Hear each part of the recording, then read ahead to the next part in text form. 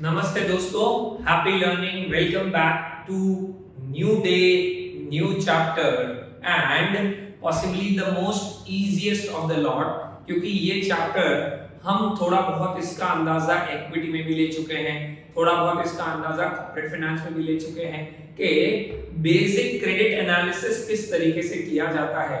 तो काफी सारे टर्म्स इसमें ऐसे हैं जो हम पहले से पढ़ चुके हैं और इसमें जो चैप्टर की लेंथ है वो इतनी ज्यादा नहीं रहनी चाहिए, बिकॉज इसमें जो टॉपिक्स है वो कई चीजें आप ऑलरेडी अवेयर होंगे। ऐसा ही इस चैप्टर का पहला वीडियो है जहां पे हम लोग बात करने वाले हैं एक तो क्रेडिट रिस्क और क्रेडिट रिलेटेड रिस्क और डिफॉल्ट प्रोबेबिलिटी और loss severity. These are just certain terms which we must be aware of। उसके बाद हम क्रेडिट सीनियरिटी की भी बात करेंगे, जो कि अगेन कुछ टर्म है जो बहुत बेसिक है। तो क्योंकि ये चैप्टर थियरी है तो वापस हम लोग बोर्ड में आ गए हैं वापस, एंड क्योंकि ये अगेन टॉपिक्स ऐसे भी हैं जो छोटे छोटे चंक्स में है, तो the length will again be here on limited basis, जहां पे हम टॉपिक वाइज टॉपिक चलते रहेंगे। तो यहां पे जैसा आप कुछ देख पा रहे हैं, चार टर्म हमें ध्यान में रखने हैं: default risk, loss severity, expected loss और रिकवरी रेट। ये क्या होते हैं? तो सबसे पहले तो हम समझते हैं क्रेडिट रिस्क की क्या होता है। क्रेडिट रिस्क मतलब पैसा डूबने की संभावना, risk associated from failure of timely and full payments of interest and principal from the issuer side. तो मैं अगर एक इन्वेस्टर हूं जो एनालाइज कर रहा हूं कि कौन सा बॉन्ड बढ़िया है कौन सा नहीं है, तो हमें उस कोई भी बॉन्ड का क्रेडिट रिस्क देखना बहुत इंपॉर्टेंट और जरूरी बन जाता है। और वही क्रेडिट रिस्क के रिलेटेड कुछ टर्म्स हम देखने वाले हैं।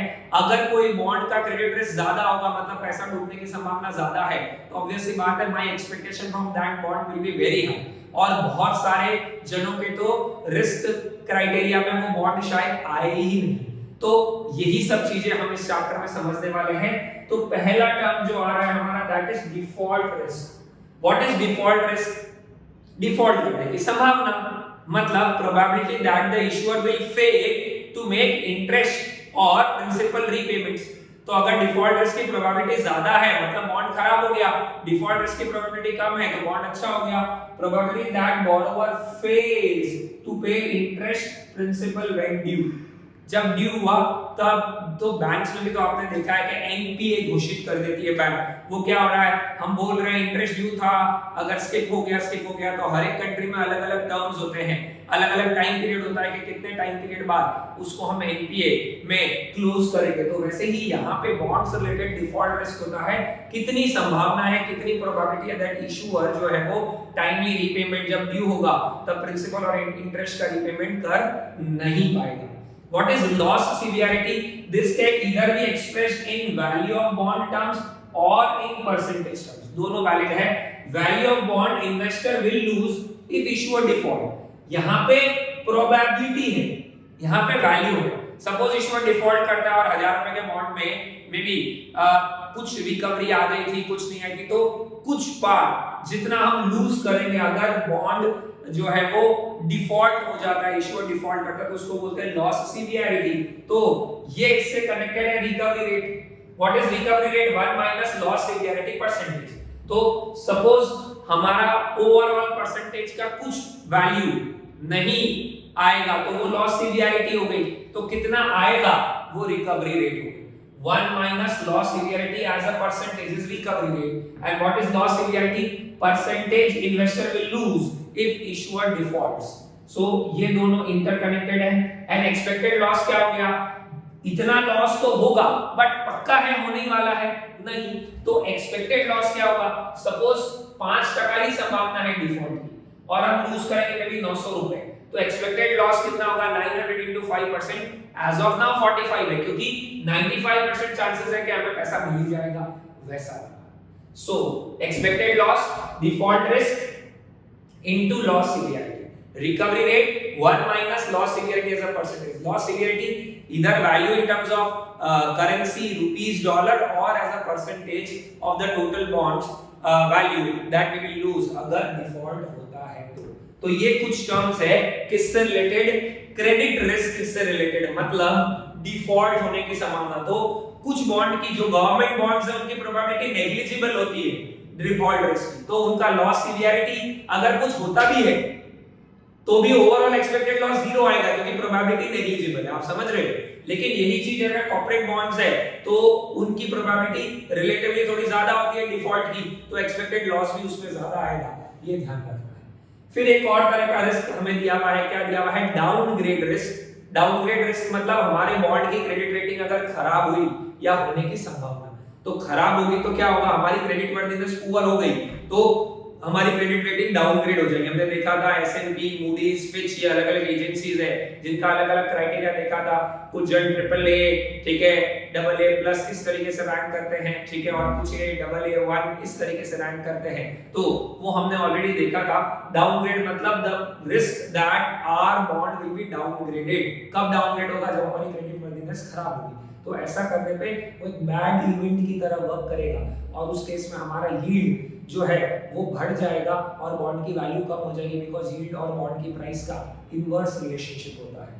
मार्केट लिक्विडिटी रिस्क मतलब कई बार हम बॉन्ड सेल करने जाते हैं पर हम एडिक्वेट सेलर्स ही नहीं, बायर्स ही नहीं मिलते हैं, तो the risk that we won't be able to fetch the price owing to liquidity that we were thinking of, that is termed as what, market liquidity risk. So the credit risk में ये सारी part आ जाती है, default risk, loss severity, recovery rate और expected loss, और market liquidity और downgrade risk हमने और देखा।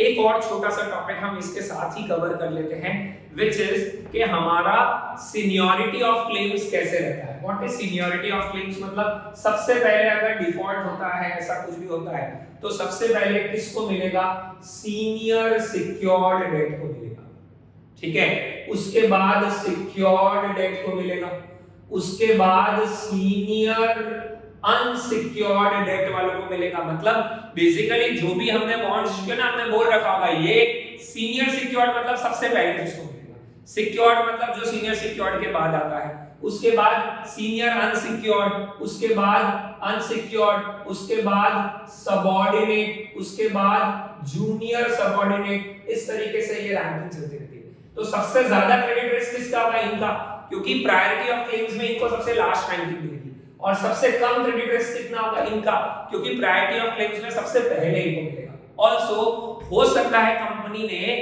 मल्टीपल बॉन्ड्स सिक्योर्ड कैटेगरी में डाले हुए, 4 तरह के बॉन्ड सिक्योर्ड कैटेगरी में डाले हुए, तो they all are to be rank pari passu मतलब इक्विवेलेंट टू अदर्स, ठीक है, in terms of priority of claim. Suppose 4 तरह के बॉन्ड है तो सबको हम लोग प्रोपोर्शनेटली देंगे, प्रोपोर्शनेटली इशू करेंगे money in terms of bankruptcy, क्योंकि जब डिफॉल्ट होता है तो क्या होता है, कंपनी के एसेट्स या इशूअर के एसेट्स बेच के हमें पेमेंट करना होता है, तो सबसे पहले इनकी प्रायोरिटी आएगी, फिर इनकी, फिर इनकी, फिर इनकी, फिर इनकी, फिर इनकी।